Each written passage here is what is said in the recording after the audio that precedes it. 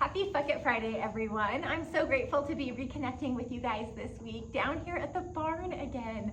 I love our Fuck It Fridays for so many reasons. A lot just because it's an opportunity for me to consider those wins from the week, those F yes moments and the F no things, the things that I need to let go of and add it to the Fuck It bucket and celebrate the magic and let go of the messy of the week and just connect with each and every one of you, sharing a little bit of my heart each week. This week, I wanted to change it up and come to you from the swings in the barn because I'm just feeling extra grateful for the barn being alive and making a comeback this week after a tree fell on it about 2 months ago now, or over 2 months ago now.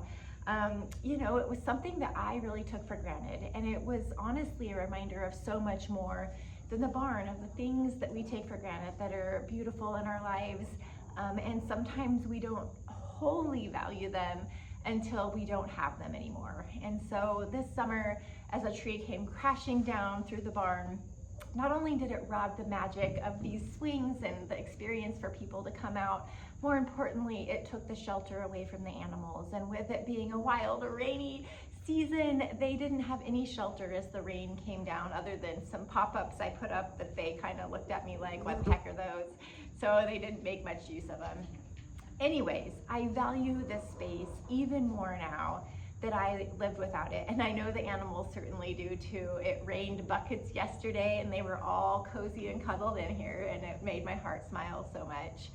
Anyway, it also just made me reflect on other things in my life and the things that I tend to take for granted, and maybe how I could be more intentional about valuing those things, however messy they are. I mean, yeah, I didn't have to shovel shit in here while it was down because they were pooping all over the property. So that was a perk. But I'd rather be shoveling shit for the things that matter to me in life. And I think that kind of comes back to our relationships too. And the tree falling on the barn also turned out to be something incredibly reflective. We're gonna see if this gets knocked over. Ricky, come here. Come here, Ricky. Ricky, can you not knock that over? I thought for sure the camera was gonna go down, and it still might. Anyways, that tree crashing through the barn honestly made me reflect on so much more than just the barn and just the tree. Hucky, can you please not knock that over? It made me just it was like this tree not only fell through the roof of the barn, but it kind of knocked me upside the head too. We moved down here with such purpose, and really ultimately with this intention of simplicity and simplifying, and everything came together so beautifully as we made that transition, outside of the fact that what was supposed to be a couple weeks, or then a couple months, turned into a couple more months, that turned into a couple years of Jeff and I bouncing back and forth between here and Montana, him primarily being there, me primarily being here. Ricky, don't knock over the camera. I knew that was gonna be a challenge of filming in here, but that's okay. That's the magic in the messy. Anyways, and we just kept going because we came here with this vision and this plan, and it has been absolutely incredible. So many great blessings, so many great relationships, so much synergy cultivated here, lives that I have been touched by, lives I've been able to touch, and Jeff as well when he does get to pop down here. But at the end of the day, that tree was more of a reflection of, what are we doing? Did we need this little knock upside the head to reevaluate? For him, opportunities continue to unfold in Montana that are incredible.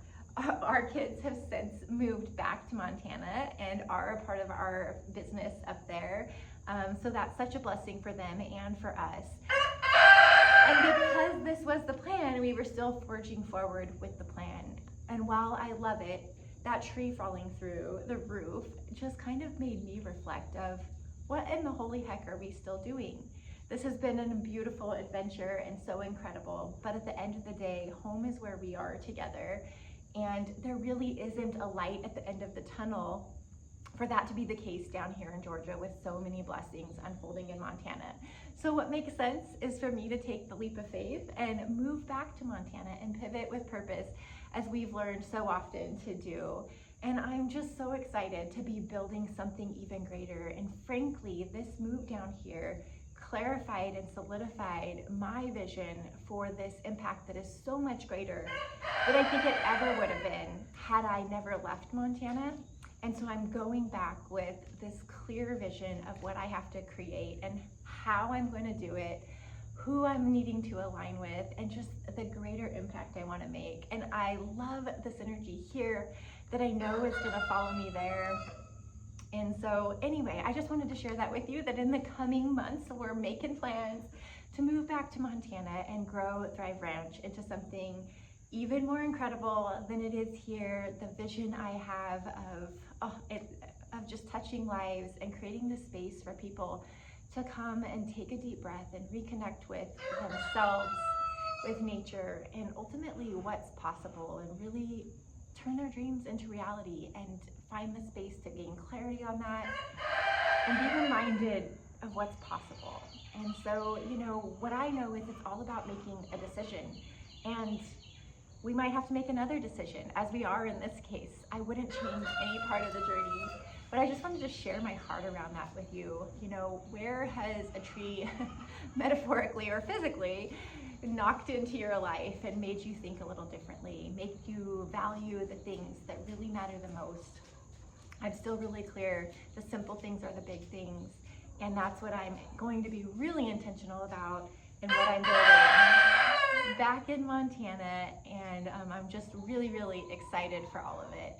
So I wanted to share my heart with you guys around that this week. I know that it was kind of a long message, but here we are, making some magic happen in the barn again. Woohoo! And I'm so grateful it's built back, it made the comeback. Get to have a lot more magic before we make the move, and whoever gets to love this place next is going to create a lot of magic here as well. This week's song is Fight Song by Rachel Platten, because it's just the feels I'm feeling. That fight song, Take Back My Life song. I think I've played it here before, but it just feels incredibly relevant right now. And whatever you're walking through right now, whether it's a season of pivoting, whether it's a season of fighting for what you love and what you believe in, whether it's a season where you're just cruising, cheers to you if that's the case. Whatever it may be, I hope you will join me, whether physically getting on your feet and looking a little silly, or just turning it up and tapping your toes and reflecting on what you need to let go of, what you're celebrating this week, and what is that dream on your heart that you're taking one more step towards bringing to life. Here we go, Fight Song by Rachel Platten. I think I'll swing instead of dance today.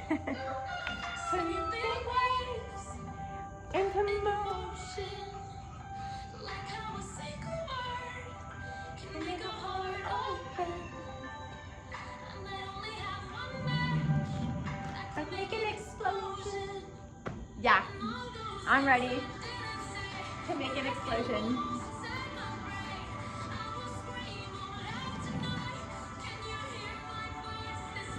This is my fight song, take back my life song, turn my light song. My power's turned on, I'll be strong. I hope you'll play your fight song.